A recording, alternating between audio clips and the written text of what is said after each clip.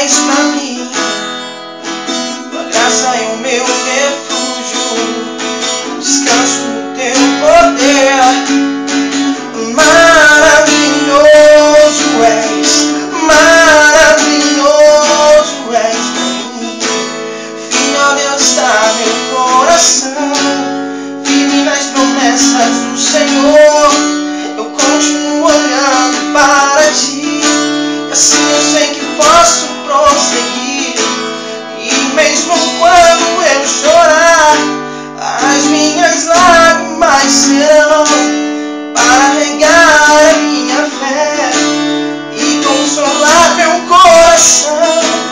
Pois o que chora aos pés da cruz, clamam em nome de Jesus, alcançará de ti, Senhor, misericórdia, graça e luz. E mesmo quando eu chorar, as minhas lágrimas serão